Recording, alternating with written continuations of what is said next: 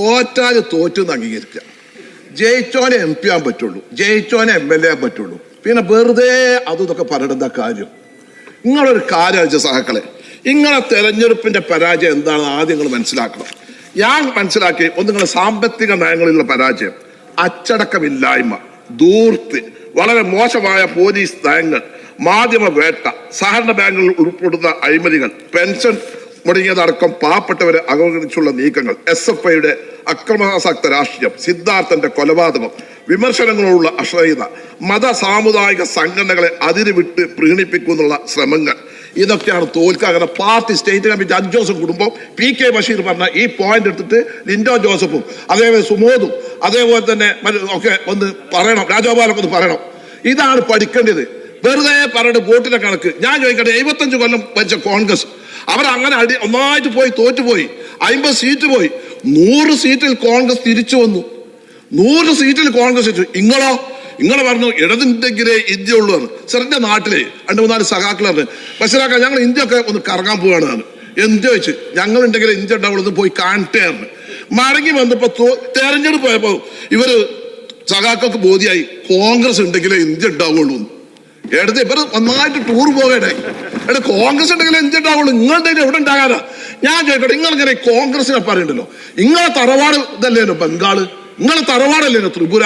തോറ്റിട്ട് 15 കൊല്ലമായിട്ട് ഒരു സീറ്റ് അസംബ്ലിക്ക്, ഒരു സീറ്റ് ലോക്സഭയ്ക്കുള്ള. എന്താ നിങ്ങൾ CPM മനസ്സിലാക്കി? ആ CPIന്റെ ബുദ്ധി കേൾക്കില്ലല്ലോ. കിണ്ട മുട്ടല്ലേ പിണറായിക്ക്, ഇങ്ങനെ കിണ്ട മുട്ടല്ലേ? എന്തെങ്കിലും പറയണോ? മുഖസ്തുതി അല്ലാതെ നിങ്ങളുടെ പാർട്ടിക്ക് എന്തെങ്കിലും ഉണ്ടോ? നവകേരള സദസ് പാർട്ടി വിലയിരുത്തി സംതൃപ്തി, ജനങ്ങളുമായി സംവാദം, അതാണ് ഇങ്ങൊക്കെ ഒറ്റ സീറ്റ്. അതാ മന്ത്രി രാധാകൃഷ്ണന്റെ കുറച്ചൊരു വ്യക്തിപ്രഭാവം കൂടിയാണ് 20,000 വോട്ട് ചെയ്യിച്ചില്ല, ബാക്കിയൊക്കെ പോയില്ലേ? അതാണ് നവകേരള സദസ്. അത് ശരിയാണ്. ആ ബസ് ഞങ്ങളൊക്കെ അധികാരത്തിൽ വന്ന ഒന്ന് വെക്കും. എന്തിനാണോ? ഇടതുപക്ഷത്തിന്റെ അന്തകനായ ഈ ബസ് ഞങ്ങൾ മ്യൂസിയത്തിൽ വെക്കും. അല്ല എന്തെങ്കിലും പറയാം, നിങ്ങളൊന്ന് ആലോചിച്ച് നോക്കി. പിന്നെ എനിക്ക് ചോദിക്കട്ടെ CPMമാരോട്, നാളെ നമ്മളെ കൊടിനെ പറ്റി പറഞ്ഞു ആര്? എൻ്റെ യുവ സുഹൃത്ത്. നമ്മളെ കൊടിനെ പറ്റി ഞാൻ ചോദിക്കട്ടെ, എൻ്റെ പ്രിയപ്പെട്ട സുഹൃത്ത് ഷാഫി വടകരയിൽ മത്സരിക്കുമ്പോൾ ഇങ്ങളെ സൈബറുകൾ മുസ്ലിം ലീഗിന്റെ കൊടി വെച്ചിട്ട് ആ ഒരു ഫ്ലെക്സ് ഉണ്ടാക്കിയിട്ട് ഷാഫിന്റെ ഫോട്ടോ ഉണ്ടാക്കിയിട്ട് അതിന് വിചാരിച്ചു ഇയാൾ പാകിസ്ഥാനിലാണ് വന്നതെന്ന് ചോദിച്ച് നാടല്ലാത്ത ഉടുപ്പില്ലാത്ത ഉടുപ്പില്ലാത്ത മലയാളത്തിൽ ഉടുപ്പിനൊന്നുമില്ല സർ. ഉടുപ്പിന്റെ മലയാളത്തിൽ ഉണ്ടാക്കി വെച്ച ഭാഷയല്ലേ ഞാൻ ഉണ്ടാക്കിയത്? ഞാൻ ചോദിക്കട്ടെ, ഇങ്ങളെന്തിനാ ഞങ്ങളെ പാർട്ടിയിൽ നിന്ന് ആരെങ്കിലും പോകുമ്പോ ഇങ്ങളെന്തിനാ ഈ ബോധ്യപാടെ പിറ്റ് പോട്? ഇങ്ങളൊരു പാർട്ടിയല്ലേ? ഏതെങ്കിലും ബോധ്യന്മാര് അണ്ട് മുസ്ലിംമാര് ആരെങ്കിലും പോയപ്പോ ഓനെ പോയിക്കാട് എന്തിനാ ഈ തൊക്കണ്? നിങ്ങൾ CPM എന്നൊരു പാർട്ടിയല്ലേ? ഒരു അന്തസ് വേണ്ടേ? ഏറ്റവും ഭൂരിപക്ഷം ഹിന്ദു സമുദായത്തിൽപ്പെട്ട ആളുകളുടെ ഒരു പാർട്ടിയല്ലേ? ഇല്ല മോദിയന്മാരെ പോയി തക്ക. പിണറായി വിജയൻ മുഖ്യമന്ത്രി പോയിട്ട് എന്താ ചെയ്യുന്നത്? പൗരത്വത്തിന് പോയി മൂപ്പിന് പള്ളിക്കാ കത്തി പറ്റിയ അവിടെ പോയിക്കാണ്ട് എല്ലായിടത്തും പോയി പ്രസംഗിച്ചിട്ട് മുസ്ലിം സമുദായത്തിന്റെ ആൾക്കാരുടെ അടുത്ത് പോയിട്ട് പൗരത്വം നടപ്പിലാക്കില്ല. എന്തേ അത് കേന്ദ്രം നടപ്പാക്കണ്ടേ? നിങ്ങൾക്ക് എന്താ കഴിയാ? വെറുതെ ഞാനിങ്ങനെ പള്ളിക്കല കത്തീഫുമാർ മാതിരിക്കുന്ന സമുദായത്തിന്റെ വക്താക്കളായി പ്രസംഗിക്കുക. ഒരൊറ്റ വോട്ടിട്ടോ പൊന്നാരി നിങ്ങളൊന്ന് കൊണ്ടേ നിർത്തിയാലോ? എന്താ ഉണ്ടായത്? എന്നിട്ടോ നമ്മളെ നിങ്ങൾ കണ്ണൂർക്കാരൊന്ന് മനസ്സിലാക്കണം. കണ്ണൂർ ജില്ലാ CPMന്റെ സെക്രട്ടറി ബഹുമാനായ MP ജയരാജൻ നമ്മുടെ സുഹൃത്താണ്. പക്ഷെ എന്താ ചെയ്യാ, ഈ തിരുവമ്പാടി പണ്ടത്തിലാണല്ലോ മുക്കം, അവിടെ പോയിട്ട് ഒരു മൂല്യരെ കാണാനേ തെരഞ്ഞെടുപ്പിൽ സഹായിച്ചിന് നന്ദി പറയാന് റൂട്ട് തെറ്റി ആ ലീഗാരനോടെ ചോദിച്ച് നമ്മളാൾക്കാർ ഫോട്ടോ എടുത്ത് അവിടെ പോയി. എന്തിനാ ഇതൊക്കെ പോണ്?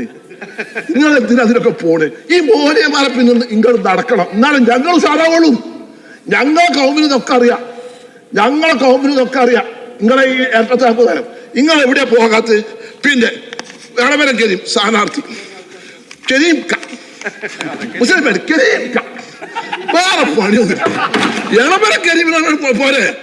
എന്തിനാ പോയത്? തോറ്റത്ത് ഒന്ന് പറയണം. അവിടെ എല്ലാവരും ബന്ധമല്ല, മനുഷ്യരല്ല നിങ്ങള്, ഒന്നിനെ നമ്മൾ തമ്പുരാനല്ല നിങ്ങള്. അപ്പൊ നിങ്ങളത് ആലോചിച്ച് നോക്കി. അവിടെ പോയിട്ട് കരീം ഇന്ത് വെച്ച് പോയിട്ട് ഇളപുരം കരീം വേറെ പണി ഇങ്ങോട്ടാണ് ഇങ്ങനെ പാർട്ടി എന്ന് പറയുന്നത്. എവിടെ നിങ്ങൾ നന്നാകുക? നിങ്ങൾ നന്നാകണം. കോൺഗ്രസ് നിങ്ങൾ ആലോചിച്ച് നോക്കി, 100 സീറ്റ് കിട്ടി, 52. ഇങ്ങൾക്ക് 52 ആൾക്കാർ ഇടതുപക്ഷത്തിന് പാർലമെന്റ് ഉണ്ടായില്ലേ? ഇപ്പൊ എന്തായാലും നിങ്ങൾ ജയിച്ചത് എവിടെയാ? ഇവിടെ നമ്മൾ തമ്മിൽ ഫൈറ്റാ. ഇവിടെ നമ്മൾ രാഷ്ട്രീയമായിട്ട് നമ്മൾ എതിരാളികളാണ്. നിങ്ങൾ മെലിഡിയിൽ നമുക്ക് ബുദ്ധിമുട്ടുണ്ട്. പക്ഷെ ഇങ്ങളെ ഒരു കാര്യമുണ്ട്, നിങ്ങൾക്ക് ഒരു കാര്യത്തില, നിങ്ങൾക്ക് ഞാൻ ഇപ്പൊ കണ്ട് തകരാറ് വെച്ചാൽ ഒരു പക്വതയില്ല. ഇതൊക്കെ മാതിരി പക്വത നിങ്ങൾക്ക് ഉണ്ടാകണം. അതാണ് ഉണ്ടാകണം. നിങ്ങളെ എന്താ വെച്ചാൽ ഒരു സംഗതി പഠിക്കൂല, വെറുതെ കയറി കാണിക്ക. ഒരു കമ്മിറ്റി, CPM-ന്റെ കമ്മിറ്റി ഒക്കെ മുമ്പൊക്കെ പറഞ്ഞാൽ എന്താ 72 മണിക്കൂർ ചർച്ചയും കാര്യങ്ങളൊക്കെ ഉണ്ടായി. ഇപ്പൊ എന്താ നിങ്ങൾക്ക് ഇല്ലത്? ചോദിച്ചത് അവിടുന്ന് ഗോവിന്ദ ഭാഷ റിപ്പോർട്ട് ചെയ്യും, CM ഒന്ന് റിപ്പോർട്ട് ചെയ്യും, യെസ് തലക്കുരിക്കാട് പോരും. 2 ദിവസം മീറ്റിംഗ് ആണ്, പിറ്റേന്ന് പത്രത്തിൽ വൈകുന്നേരം 4 മണിക്ക് പിരിഞ്ഞു. അപ്പൊ ചർച്ചല്ല. നിങ്ങൾ റിയാലിറ്റിക്ക് വരണം. ഇങ്ങനെ പരാജയപ്പെട്ടില്ല നമുക്ക് സങ്കടമുണ്ട്. കുറച്ച് അത്യാവശ്യ ചില ഗുണങ്ങളൊക്കെ ഉണ്ട്. പൗതികൾ മോശം, അതന്നെ നിങ്ങൾക്കില്ല തകരാറ്. പിന്നെ കാലിക്കറ്റ് വെച്ചിട്ട് നിങ്ങൾ ആ SFI-നെ ഒന്ന് തലക്കൃതം. നിങ്ങൾക്ക് പരാജയം. ഞാനിങ്ങനെ തെരഞ്ഞെടുപ്പിൽ ഇങ്ങനെ പോയപ്പോ സിദ്ധാർത്ഥന്റെ നിങ്ങളത് മനസ്സിലാക്കണ്ടേ, നിങ്ങളതിനെ എല്ലാ ക്രിമിനലുകളും നിങ്ങൾ താകിടുന്നത്. പിന്നെ നിങ്ങൾ പാർട്ടിക്കുള്ള തകരാറ്.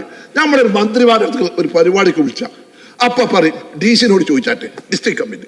പിന്നെ പറയും LC-നോട് ചോദിച്ചാട്ടെ. പിന്നെ ബ്രാഞ്ചിൽ നിങ്ങൾ സ്വകാര്യ സമ്മാനത്തിൽ പറഞ്ഞാൽ നിങ്ങൾ വില്ലേജ് ഓഫീസർമാർ, ബ്രാഞ്ച് കമ്മിറ്റി സെക്രട്ടറി, LC. ഒരു ജനാധിപത്യല്ലേ? എല്ലാം ഓനോട്, ഓരോ പാർട്ടി മാത്രമേ ഉള്ളൂ. ഓരോ ജനങ്ങളായിട്ട് വന്നിട്ടോ. ഈ MLA-മാരുടെ കാര്യം പറഞ്ഞാൽ നിങ്ങൾ കേൾക്കട്ടെ. നമ്മൾ MLA-മാരോട് എന്തെങ്കിലും പറഞ്ഞാൽ മന്ത്രിമാരോട് പാർട്ടി സെക്രട്ടറിയോട് ചോദിച്ചാട്ടെ. എന്തൊരു കഥയാണ്. കാലം മാറിയിരിക്കുന്നു. അത് മനസ്സിലാക്കി. പാർട്ടി വേണം, പക്ഷെ അവനാണ് പാടുന്ന അധികാരം അന്തസ്സൊക്കെ ജനങ്ങൾ തെരഞ്ഞെടുത്തില്ല. അപ്പൊ ശിവൻകുട്ടി മിനിസ്റ്ററൊക്കെ കംപ്ലീറ്റ് ആയിട്ട് കൺട്രോൾ ചെയ്യാൻ പറ്റും. അദ്ദേഹത്തിന് ഒരു നാങ്ങോട്ടല്ല അദ്ദേഹം അവിടെക്കാണ് ജയിച്ചു പോരുന്നത്. അതൊക്കെ അത് മനസ്സിലാക്കട്ടെ. അതാ ഇങ്ങനത് അയാൾ പ്രായമൊക്കെ സമീപമുള്ള മന്ത്രിയാണ്. നിങ്ങളെ മാതിരല്ല. നിങ്ങൾ ആ ബാക്ക്ഗ്രൗണ്ട് ഉണ്ടല്ലോ ഒന്ന് നിർത്തിക്കാണ്ട് നല്ല കട പറയാൻ നിൽക്കണ്ട. പിന്നെ നിങ്ങൾക്ക് സിക്കാറിൽ ജയിച്ച്, നിങ്ങൾ രാജസ്ഥാനിലെ സിക്കാറിൽ ജയിച്ചത് എങ്ങനെയാ?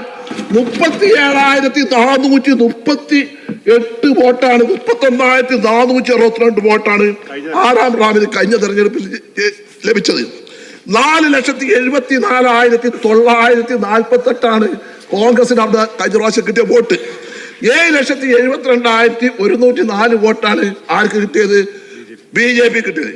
2,97,156 വോട്ട് ജയിച്ചപ്പോൾ ആ രാഹുൽ ഗാന്ധിക്ക് പാരമ്പര്യമുള്ള നെഹ്റു കുടുംബത്തിന് ഒരു സിമ്പതി തോന്നിയോണ്ട് ആ സിക്കാർ സീറ്റുകൾക്ക് തോന്നു. അതുകൊണ്ട് 74 MP വോട്ട് ജയിച്ച് അയാൾ രാഹുൽ ഗാന്ധി വോട്ട് അവിടെ അയാൾക്ക് പൊടിച്ചു പോകുന്നുണ്ടാവില്ല. നമ്മൾ തന്നെ 7 പ്രാവശ്യം തോറ്റ മനുഷ്യരല്ലേ ഒരു സീറ്റ് എടുത്താണ് ജയിപ്പിച്ചത് വിചാരിച്ചു. നിങ്ങളെ മനസ്സിലാക്കണ്ടേ. പിന്നെ രാഹുൽ ഗാന്ധി ഏതൊക്കെ നിങ്ങൾ വെക്കാൻ പറ്റൂ? നിങ്ങൾ ഞങ്ങളെ കൊടിയെ പറ്റി പറഞ്ഞേ. നിങ്ങളെ കൊടി എവിടെ ഇല്ലേ? ഞങ്ങളെ പച്ച പതാക ഒരു തെരഞ്ഞെടുപ്പിൽ ഞങ്ങൾക്ക് എന്തുണ്ടായത്? ഇവിടെ ഇങ്ങനെ പറഞ്ഞിട്ടാ ഞങ്ങൾ അടി മുന്തിയ ചരക്കൾ. ആ CPI-ക്കാർ എത്ര പ്രാവശ്യങ്ങൾ അടിച്ചിട്ടുണ്ട്? നിങ്ങൾ വടകര, കണ്ണൂർ, കാസർഗോഡ് നിങ്ങളൊന്ന് ചിന്തിക്കണം. പൊന്നാനി, മലപ്പുറം ഒന്ന് ചിന്തിക്കണം. 4 മൂല്യമാരിഞ്ഞ് നാളെ ഞങ്ങളെ ചീത്തറിയുമ്പോത്തിന് ഞാനും നാളെ വിദ്യാഭ്യാസ മന്ത്രി എനിക്ക് നിങ്ങളോട് കാര്യം പറയണം. നിങ്ങളൊരു നിലവാരമുള്ള മനുഷ്യർ. ഇന്നാളുണ്ട് ഒരു സുഞ്ചിന്റെ നമ്മളിക്കുന്ന വിഘടിച്ച് നമ്മളങ്ങനെ ചീത്തറിഞ്ഞ 2 കൂട്ടർ. മന്ത്രിന്റെ ഓഫീസിൽ ഞാൻ സ്വറ്റായിട്ട് താഴത്തേക്ക് ഇങ്ങോട്ട് ഇറങ്ങി വരുമ്പോൾ മന്ത്രിന്റെ 2-3 സ്റ്റാഫ് ഇങ്ങനെ ഞാൻ വെച്ച് കാര്യപ്പെട്ട ആരെങ്കിലും പാർട്ടി പോളിറ്റി ബ്യൂറോ ഏതെങ്കിലുമൊക്കെ ഒന്ന് സ്വീകരിക്കാൻ വരികയാണ്. അപ്പോൾ 2 മൂല്യന്മാർ വരുന്നത് അതിങ്ങനെ ലിഫ്റ്റ് കയറ്റിയിട്ട് ഇങ്ങനെ കൊണ്ടുപോകണം. ഞാൻ എല്ലാവരും ബാക്കിൽ പോയി നോക്കി. ഉള്ളൊക്കെ മന്ത്രി അടിച്ചപ്പോൾ മന്ത്രിയുടെ പ്രൈവറ്റ് റൂമിൽ കൊണ്ട് എന്തിനാ കിട്ടിയതൊക്കെ എന്താണൊക്കെ വാട്ട് ഹാപ്പൻസ് യു എന്ത് പറ്റി? നിങ്ങൾ ആലോചിച്ച് നോക്കി. ഇങ്ങനെ എന്തൊക്കെ പറ്റിയത്? ഇങ്ങനെ ഒരു പാർട്ടി ഉണ്ടോ? നിങ്ങൾ CM ഓരോന്നും പറയുമ്പോൾ നിങ്ങൾ ആലോചിക്കണം. നിങ്ങളെ ഒരു മുന്നണിയിൽ ഒരു ധനകാര്യമന്ത്രി നിങ്ങൾ ഉഷാറായി തോന്നി. നിങ്ങൾ ഞങ്ങൾക്ക് സഹായിക്കണം. ഒരു പ്രതിപക്ഷ ബഹുമാനം അങ്ങേക്കും പാടും. ഈ ഫണ്ട് കൊടുക്കുമ്പോൾ കിഫിയിലെ ഫണ്ട് കൊടുക്കുമ്പോൾ നിങ്ങൾ ഞങ്ങളൊക്കെ ഫയൽ വരുമ്പോൾ നിങ്ങൾ അത് ഒരു രാഷ്ട്രീയ അവനാന്റെ കാര്യം കൂടി പറയട്ടെ. ശരി, ഇതില് ഈ മന്ത്രിയോട് പറയാനേ നിങ്ങൾ പറയും കിഫിയിൽ 9 ഫയൽ അങ്ങേക്ക് വന്നാൽ 7 ഫയൽ അടുത്ത വർഷമാണെങ്കിൽ നിങ്ങൾ ഒപ്പിടും. 2 ഫയൽ നമ്മളതാണെങ്കിൽ നിങ്ങൾ ഒപ്പിടൂല. എന്തൊരു പരിപാടിയാ. അതേമാതിരി പ്ലാൻ ഫണ്ട് ആ PWD ഡിപ്പാർട്ട്മെന്റ് ഒരു ബേപ്പൂര് മണ്ഡലം മാത്രമാണോ കേരളത്തിലുള്ളത്? വേറൊരു പ്ലാൻ ഫണ്ട് മുഴുവൻ കൊടുക്കുക. എന്തോ പറയട്ടെ, കാലിക്കറ്റ് യൂണിവേഴ്സിറ്റി നിങ്ങളെ കുത്തകയായിരുന്നു. നിങ്ങൾ എന്തൊക്കെ ചെയ്തു? ഞങ്ങൾ MSF-ഉം കേസും ചെക്ക് ചെയ്ത് യൂണിവേഴ്സിറ്റി യൂണിയൻ പിടിച്ചെടുക്കുന്നുണ്ടെങ്കിൽ പാർലമെന്റ് കഴിഞ്ഞ ദിവസം കുട്ടികളെ വോട്ട് ചെയ്തിട്ടാ. അവിടെ മനസ്സിലാക്കണം. അപ്പൊ എല്ലാം ഒന്ന് പഠിക്കണം. വെറുതെ പ്രസംഗിക്കാനൊക്കെ ഒന്ന് പറഞ്ഞത് നെഞ്ഞത്ത് വെച്ചിട്ട് ഇന്റെ പാർട്ടിക്ക് എന്താണ് ഉണ്ടായത്, ആരാണ് കാരണക്കാർ ഒക്കെ ഒന്ന് പഠിച്ച് മനസ്സിലാക്കണം. സ്പീക്കർ സാർ നിങ്ങളോട് പറയാം, നിങ്ങൾക്ക് ഇപ്പൊ ഇതിനൊക്കെ ഒന്ന് ഇടപെടാൻ പറ്റും ബുദ്ധിമുട്ടുണ്ട്. പക്ഷെ സ്വകാര്യ സംഭാഷണത്തിലെങ്കിലും ഈ ഉപദേശം നിങ്ങൾ കൊടുക്കണം എന്ന് മാത്രം പറഞ്ഞിട്ടുണ്ട് ഞാൻ ഈ ധനാപത്യത്തെ എതിർക്കുന്നു. ശ്രീ E.T. Tyson master